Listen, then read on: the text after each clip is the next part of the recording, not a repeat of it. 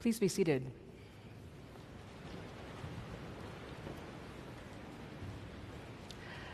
The beginning of the Exodus reading is, "And God spoke."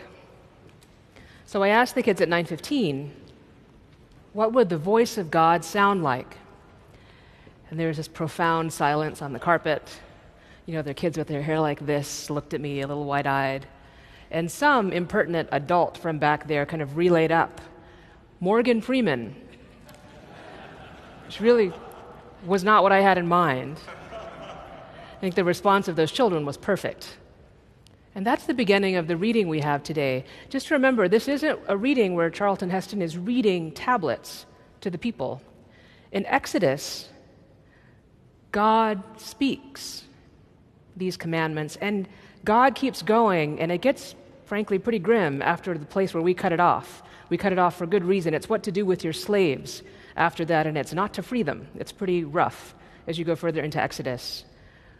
But just for a little setting of what we're hearing today in Exodus, it says that they are standing at the foot of Mount Sinai or Horeb, but probably it's Mount Sinai in this text. And it says that the mountain itself is shaking as though there's an earthquake. There are clouds of smoke around this mountain. It's not at all clear why, except that God is descending upon it. So it's becoming this nightmare of horror and chaos, and then flames come out of the top. The kids had great ideas about what all that could mean. All that is happening, and the rabbis write about this idea of God and God's space entering this time and this space, and what that looks like, and that Sinai is the example. And it sounds horrible. And if you saw something like that, like those smart kids on the carpet, I asked them what they would do if they saw that. I think scream, run, pray were their three options that they proposed. I think that's right on, maybe all at the same time. They are standing still at the foot of the mountain, all the people gathered. They have cleansed and prepared themselves as that is happening to this mountain. And from that, it says, God speaks and says, "I am the Lord your God." I'm sure everyone said, okay, fine, right? I wish God would speak that forcefully right now. Clear, there's our God. But out of chaos and horror, and they look right in it, when they should probably flee if they had any sense at all. And then we get the rest of the reading that we have, and just to be clear, because sometimes we can be self-righteous about readings like this, you know that even with those commandments, we pick and choose. I don't know any of us that are observing Shabbat faithfully among the Episcopalians here in the room or those watching on the internet today. We pick them, and we love the ones that really suit us. The murder one really works for me. Shouldn't do that, right? Human life, sacred, don't do that. But we all pick and choose, frankly, as though there's some scale or grade. Because, frankly, whatever was happening in that time doesn't completely apply to our day. We're absolutely not reading about how we should treat our slaves and seeing that as an ethical or appropriate way to approach anything in our life. And just to be clear, that it's not that God is changing in time. We have from the very beginning a God of creation who, in enormous love and generosity, creates and loves. And a God that liberates, and that word that's used as destroy in the temple and the gospel reading today in John could also be understood as liberate. It's rarely interpreted that way, but it could.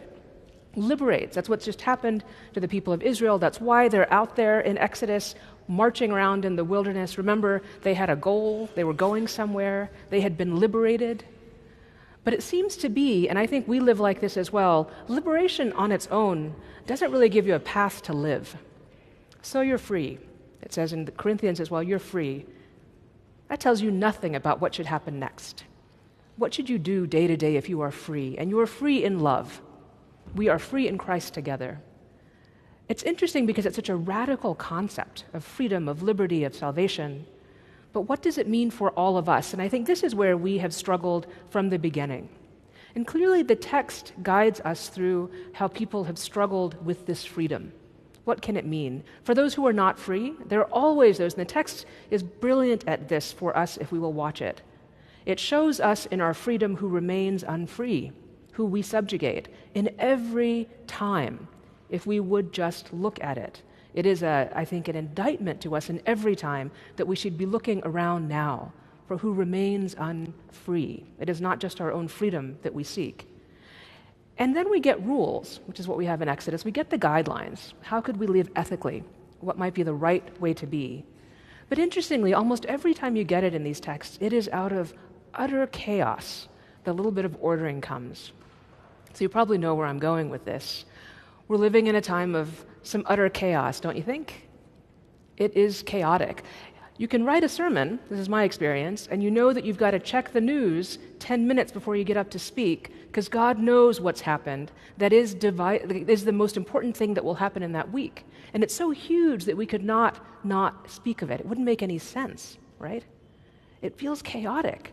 And when you hear the reading in Exodus about that description of the mountain, of the roaring of the earth and the rumbling, all I have to do is talk to friends in Southern California about the mudslides coming down, right, in Santa Barbara after the fires, after the rains, and it sounds just like that. The thing they're listening for is the rumbling of the earth that means that it's coming down on their side. It means get out now. It's as though the earth has told us enough. We are living in a time when literally the roar of Exodus 19 is our living.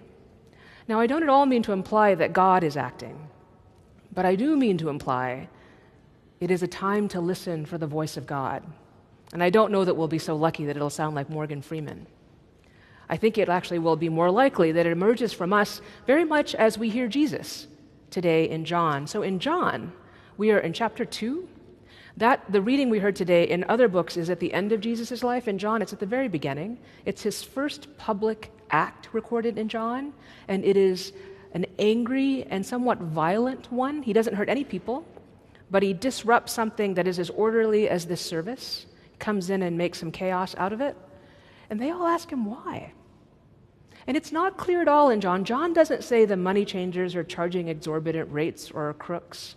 It doesn't actually say anything wrong is necessarily happening, but Jesus wants to destroy it or liberate it, would be another way to talk about that, free it. There is no one the only argument I've seen that seems compelling is he wants to open it up.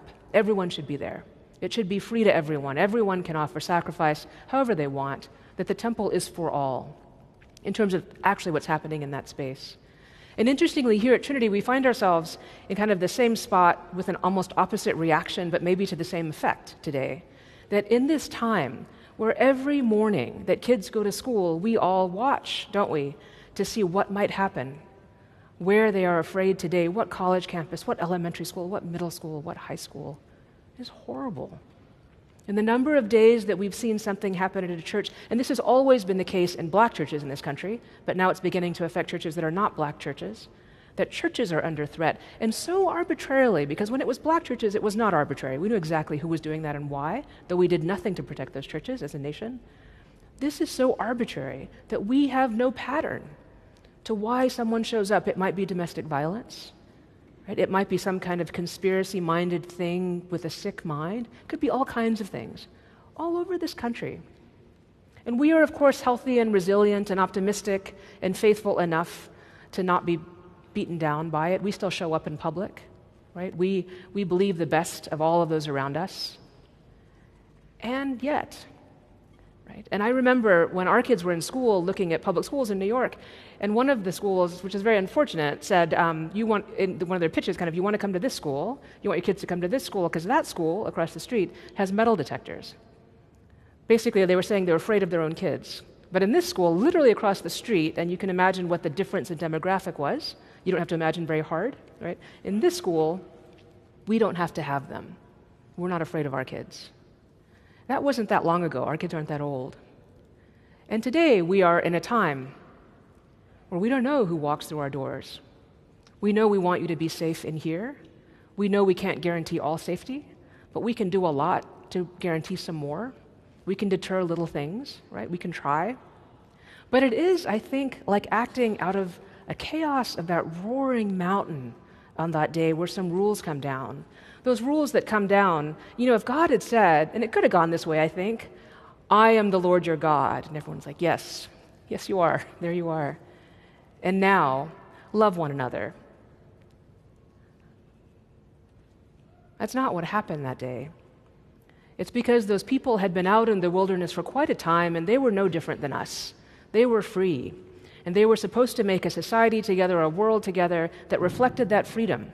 They were free. They were going to the promised land, and there were going to be some people there, and it was going to be all good. And you know that's not how the story went, right? Their leader didn't even know. Moses didn't even provide water or food. He had no plan. He was tough to follow. He would go away for a long time. Nobody knew the way to where they were going. A lot of them said over and over, but at least in Egypt we had some food, even if we were called slaves. I think it says something about the human condition, doesn't it? And these rules come down, this order comes down around us to say, could we have a little bit of shape to how we should be with each other? A little bit. And maybe through this shape, the love that is for you, through God, for you, for all of us, for our community, might be made more public, might even have some permission to extend itself because we know we are safe within these rules. And then the challenging thing about our text is it doesn't settle there. Jesus doesn't come and say, remember those 10 commandments? Let's go back and talk about those again. Let's reinforce them. He doesn't actually do that. He says we stand here in a different time. Back in the time of the 10 Commandments, the next passage, the one I can't read to you because it's so offensive. You wouldn't agree, I don't agree, no reason to say those words here. But one of the things that comes up is, if you're going to put up a shrine to me, God says, don't make any stairs.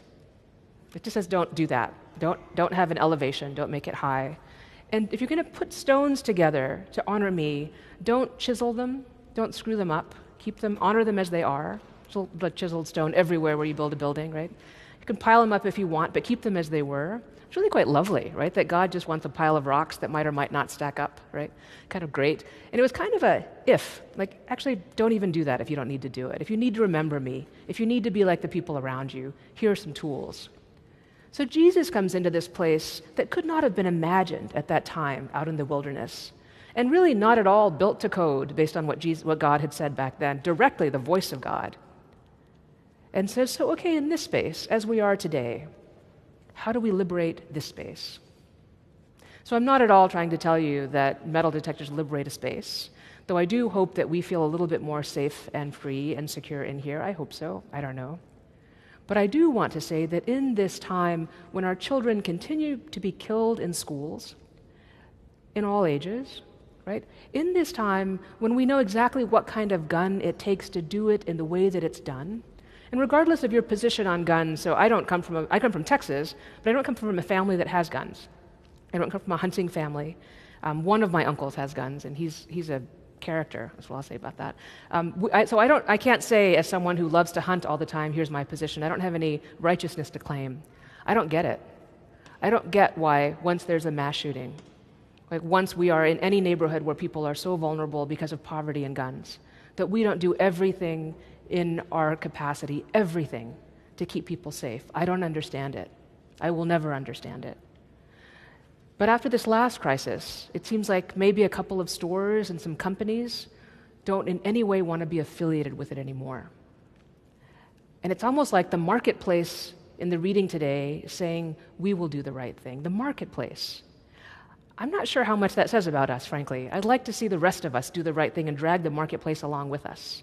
But maybe that's where we have some justice these days, a little bit.